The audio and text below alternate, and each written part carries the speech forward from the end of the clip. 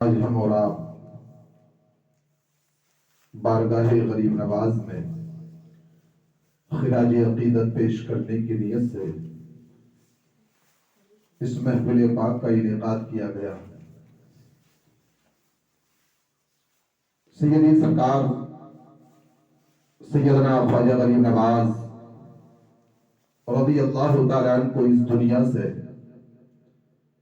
پردہ فرمائے ہوئے 800 سال سے زیادہ کا عرصہ گزر چکا ہے، لیکن آج بھی ہندوستان میں بسنے والے مسلمانوں کے دلوں پر جو راج کرتا ہے وہ میرا غریب نواز ہے۔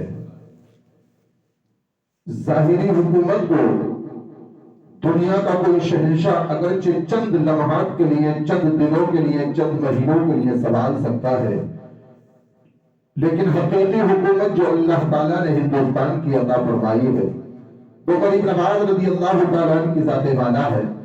ہندوستان میں بسنے والے مسلمانوں پر غریب نواز کا بہت بڑا احسان یہ ہے کہ یہاں پر جو مسلمان بسا کرتے ہیں، جو مسلمان رہا کرتے ہیں، یہ غریب نواز کی نوازشات اور عنایات ہے۔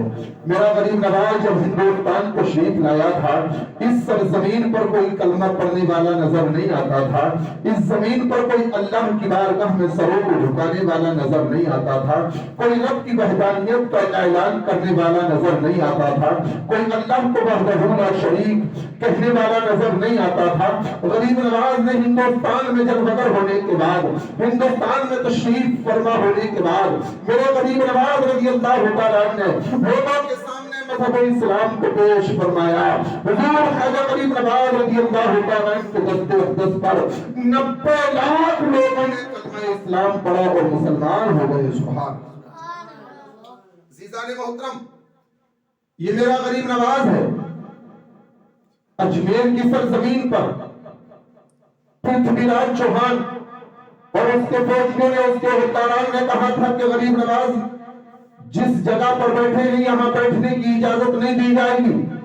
غریب نواز تمہیں یہاں پر رہ کر کے دین ہم رہنے تک کے لیے جگہ نہیں دیں گے، بیٹھنے کے لیے جگہ نہیں دیں گے، آپ یہاں سے روانہ ہو جائیے۔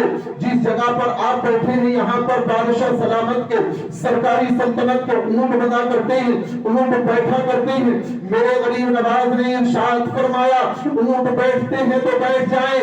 غریب نواز کا کہنا تھا کہ جن اونٹوں کو غریب نواز نے اپنی زبان سے کہہ کر کے بیٹھا دیا، تاریخ شاہد ہے، اتہاس کا مطالعہ کریں، ہندوستان کی تاریخ کو پڑھیں تو آپ کو معلوم ہوگا جو اونٹ اجمیر کی سرزمین پر غریب نواز نے بیٹھائے تھے وہ بیٹھے رہ گئے۔ پورا کا پورا عملہ، پوری حکومت کوشش کر رہی تھی، لیکن غریب نواز کے بیٹھائے ہوئے اونٹ اس جگہ سے اٹھنے کا نام نہیں لیتے۔ یہ میری غریب نواز کی شان ہے۔ آج ہندوستان کے اندر مسلمان بسا کرتے ہیں، ہندوستان کے اندر جو مسلمان رہتے ہیں، کہا جاتا ہے کہ انہیں ہندوستان سے بھگا دیا جائے گا، مار کر کے ختم کر دیا جائے گا، یہاں رہنے کی اجازت نہیں دی جائے گی۔ ہندوستان میں اگر رہنا ہوگا تو ہمارے دین میں، ہمارے مذہب میں ڈھل کر کے رہنا ہوگا۔ ہندوستان سے مسلمانوں کو مار کر کے ہم ختم کر دیں گے، ہندوستان کے مسلمانوں کو ہم بھگا دیں گے۔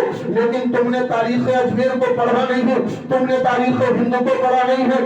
اجمیر کی سرزمین پر میرے غریب نواز رضی اللہ تعالیٰ نے جب اونٹوں کو بیٹھنے کا حکم دیا تھا تو تمہارے ہندوستان کی حکومت انہیں اٹھا نہیں پاتی تھی۔ آخر میں آ کر غریب نواز کی بارگاہ میں انسانوں نے ادب طے کیا تھا اور عرض کیا تھا غریب نواز ان اونٹوں کو صرف آپ ہی اٹھا سکتے ہیں۔ تو میں کہتا ہوں ہندوستان میں بیٹھنے والے اجمیر کی سرزمین پر اونٹوں کو اگر میرا غریب نواز بیٹھا دے تو انہیں کوئی اٹھا نہیں سکتا۔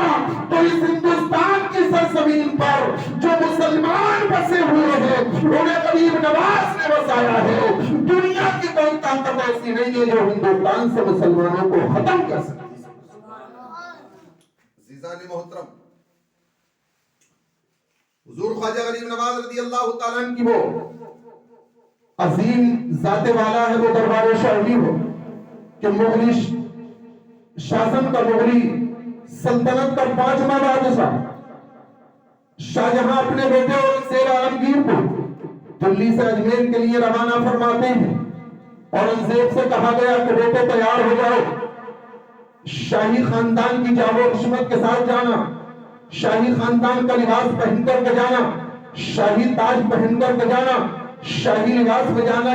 جبکہ تم راستوں سے گزرو تو دیکھنے والوں کو محسوس ہونا چاہیے یہ کوئی عام آدمی نہیں بلکہ مغلی سلطنت کا کوئی بڑی عہد جا رہا ہے، کوئی شہزادہ جا رہا ہے، کوئی خاندان مغلیہ کا آنے والا کوئی بادشاہ یا بادشاہ کا شہزادہ جا رہا ہے. لوگ تمہارے لباس کو دیکھ کر کے سمجھ جائیں، لوگ تمہارے تاج کو دیکھ کر کے سمجھ جائیں، لوگ تمہارے چال چلن، تمہارے پہناوے کو دیکھ کر کے یہاں سے دلی سے اجمیر تک کے سفر میں لوگ تمہیں دیکھ کر کے سمجھ جائے کہ کوئی عام آدمی نہیں بلکہ بادشاہ کا شہزادہ جا رہا ہے، ہندوستان کا ہونے والا بادشاہ جا رہا ہے.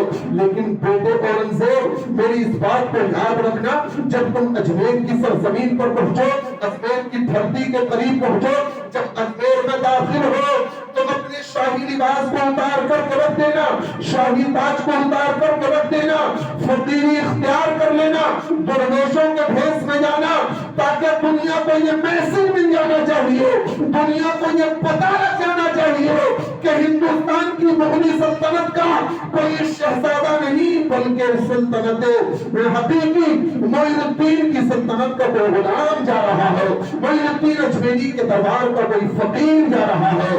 اگر تم بارگاہ غریب نواز میں حاضری دو تو شاہی خاندان کے لباس میں نہیں بلکہ فقیروں کے لباس میں، اس لیے کہ تمہاری سلطنت ہندوستان میں اگر بھی چل سکتی ہے لیکن ہندوستان میں رہنے والے لوگوں کے دلوں پر جو سلطنت کیا کرتا ہے وہ اجمیر کا شہنشاہ غریب نواز رضی اللہ تعالیٰ عنہ کی ذات ہے. عزیزان محترم، غریب نواز کی چھٹی شریف کے موقع پر اس محفل پاک کا انعقاد کیا گیا.